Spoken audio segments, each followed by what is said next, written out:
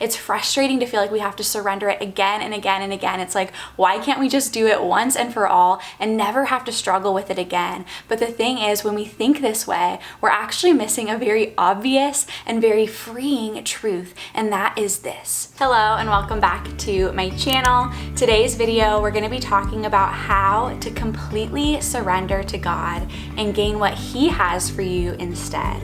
Because that's the thing about surrender, as hard as it is to let go of whatever it is we're holding on to. Unless we do that, unless we let go, we can't actually receive what God has for us instead. And so this is so important. This video is actually inspired by an Instagram live I did with my friend Tara last week. We were talking about her book, Surrender Your Story, which I'll link down below. And we were talking specifically on the question of why is surrender so hard? Because it is, right? It's so hard to let go. And the conversation was such a good conversation that it inspired me to want to share some of the thoughts I shared in that conversation over here in this video. And so if you are struggling to know how to completely surrender to God, or even when you do surrender with feeling like you continually keep grasping for control again and you don't know how to just fully let it go, then this video is for you. We're going to be going over just biblical encouragement when it comes to surrender, and also practical advice on how to completely surrender to God. It's hard, but it is so worth it, because like I said, unless we let go of the things that we are desperately holding on to, we can't receive what God has for us. And what God has for us is something we don't want to miss, because it is so much better. If you want to dig more into this topic of surrender, I highly recommend Tara's book. Again, it's called Surrender Your Story, and I'll have it linked down below. But as for this video, let's go ahead and get into how to completely surrender. If you haven't already, please be sure to hit the subscribe button. I make Christian faith and lifestyle content. I would love to have you here, and then give this video a thumbs up if you find it helpful or encouraging. So as we think about this idea of why is surrender so hard, one of the things that comes to mind is this image that I've seen floating around before on Instagram, on Pinterest. Maybe you've seen it before too, but essentially it's this picture of a little girl who is holding onto this teddy bear, and kneeling beside her is Jesus, and you can see that he's sort of beckoning to her to hand him the teddy bear that this girl is holding onto. But what the little girl can't see, but that we can see as we're looking at the picture, is that behind his back, Jesus is holding a much bigger teddy bear. And it's this sweet little, drawing, graphic, whatever, but it's meant to illustrate and communicate this point that when God asks us to hand over something that we are holding on to, we can't see that what He wants to give us instead is actually so much better than the thing that He is asking us to let go of. But I think that one of the reasons that surrender is so hard, if we're honest with ourselves, is that we don't actually believe that what God has for us could be better than what we want for ourselves, and that what we're holding on to, our plans, our way, our timeline, our will. And to take it even a little bit deeper, even if we do believe that what God has for us could be better, I think there's a reality we have to reckon with, that God's definition of good, of better, of best doesn't always align with ours. Because even as Christians, I think that all too often our idea of good or of best often looks a lot like the world's definition of success. Is this going to make me happy? Is this going to make my life comfortable or easy? Is this going to make people like me or admire me? Is this going to lead to fame, to riches, to power, to influence? And while those things aren't necessarily bad in and of themselves, and those things might be a part of God's plan for you, those things are not God's definition of good. God defines good much differently than us, and He gives us a very specific definition of what that is. There's a popular, famous verse, Romans 8:28, that you've probably heard before, that says, "And we know that God works all things together for the good of those who love Him, who are called according to His purpose." But if we look at the verse that's not as well known, that comes directly after Romans 8:28, it actually defines for us what that good is. It says, "And for those whom He foreknew, He also predestined to be conformed to the image of His Son." And so Scripture tells us what God's definition of good is, what his goal for us is. And I talked more about this in my video, what is the ultimate goal of the Christian life? And God's goal for us, his definition of good for us, is to conform us into the image of his Son, to make us look more like Jesus, to develop the fruit of his Spirit in our lives. And so because of that, as we're afraid that what God has for us might not be as good as what we have for ourselves, we have to understand that surrender might actually mean that what God has for us doesn't feel as good as what we've imagined for ourselves or of what we want for ourselves, because God's definition of good isn't the same as ours. Isaiah 55:8 says that his thoughts are not our thoughts, his ways are not our ways. But the beautiful thing about surrender is that as we surrender and as he makes us look more like him, as he sanctifies us, we will begin to see how his version of better is in fact so much better than ours. One big area I really wrestled to surrender for a long time was my timeline for marriage. If you know my story, you know that I got married at 29, and while I know that's really not even old at all, for somebody who grew up in the Christian church, grew up in a Christian home, saw a lot of couples around me getting married really young, I always desired to be married really young, and I always thought that I'd be married by like 21 at the latest. And so between 21 and 29, those were a lot of years of really wrestling with God to surrender to him my timeline for marriage.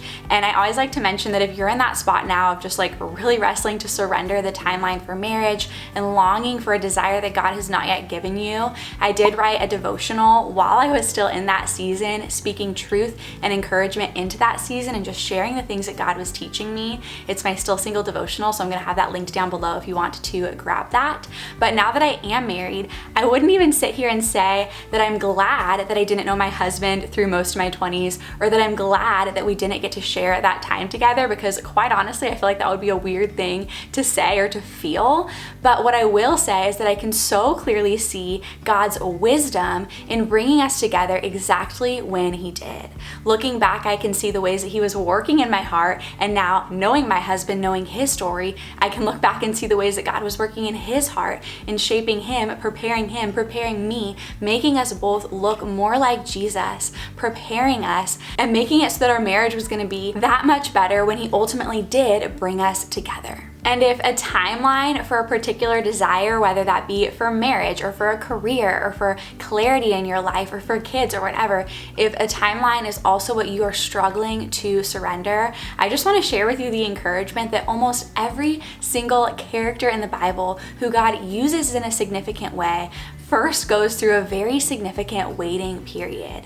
If we look at the patriarchs of the Old Testament, Abraham, Isaac, Jacob, if we look at their wives, Sarah, Rebecca, Rachel, all three of those women went through significant periods of barrenness where they longed to bear children and they couldn't. They were waiting on God's timing. If we look at Leah, she was able to have babies right away, but she longed and desired for her husband's love, yet it was Rachel, her sister, who her husband always loved more. If we look at Hannah, she also dealt with barrenness and longed to have a child, and not only was she without this thing that she longed for, but her husband's other wife, Peninnah, was popping out baby after baby after baby, and she was mocking Hannah, literally in her very place of pain, in that she was longing for this baby.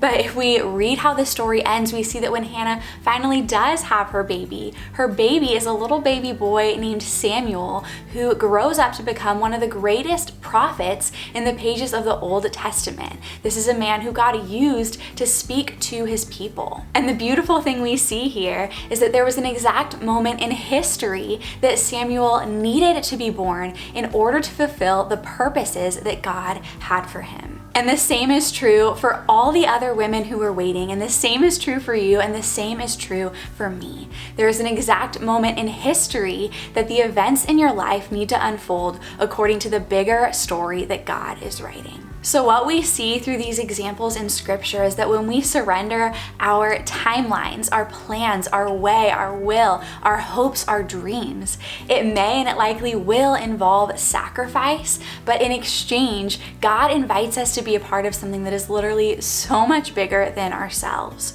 Because through the waiting, through the pain of Sarah, of Rebecca, of Leah, literally in those places of longing for a baby, the babies that they all had through through that line came the line of Jesus. And Jesus is made known to the world through our areas of surrender as well, because through those areas, God is glorified as we lay ourselves down. So there's a little bit of biblical encouragement on surrender, and now for some practical advice how to completely surrender to God. The biggest advice and encouragement I can offer to you here is to know that it is a daily decision, that we have to daily die to self. I feel like die to self is sort of a synonym for surrender, so it really shouldn't be any mystery why surrender is so hard, because it literally involves death. Death of our own will, of our own way, of our own need for control. But here is the beautiful thing. The mystery of the gospel is that it is only in death that rebirth is possible. Rebirth into new life. That as we die to our old self, the new self is reborn. I think that we all want to experience love, joy, peace, patience, kindness, goodness, faithfulness, gentleness, self-control. But the reality is that those things are not possible apart from Jesus. These are fruit of the Spirit that we gain when we let go, when we walk in step with Him, when we are abiding in Him. As hard as it is to surrender, what we gain when we do surrender is literally so much greater. Because when we don't surrender and we're so set on one particular outcome of something turning out the way that we think is best, the way that we want, the way that we're hoping, the way that we're holding on to, when we're so set on our own way, it leads to so much anxiety because we're constantly worried that things aren't going to turn out the way that we hope they will, or we're manipulating, trying to ensure that they will turn out the way that we hope they will. But when we do surrender, we can exchange that sort of white knuckle grip for control and instead receive peace. Instead receive freedom and no longer needing to strive. And so how do we completely surrender to God? We have to make the decision daily. We have to pray and ask Him to help us daily. Ask Him to change our hearts. And honestly, I know that's a frustrating answer. It's frustrating to feel like we have to surrender it again and again and again. It's like, why can't we just do it once and for all and never have to struggle with it again? But the thing is, when we think this way, we're actually missing a very obvious and very freeing truth, and that is this. This is by design. Our inability to surrender completely on our own and our need to turn again and again and again and again to God is actually a good thing. We weren't meant to live independently of God. We were meant to live recognizing our need for Him and relying on Him continually. And this is the invitation that surrender gives us. I pray this video was an encouragement to you. If it was, please be sure to give it a thumbs up. And then I would love to hear from you down in the comments. What is something that God is currently asking you to surrender? I'm going to be sharing my answer to that in a pinned comment below. Thank you so much for watching this video, and I will see you in my next one. Bye.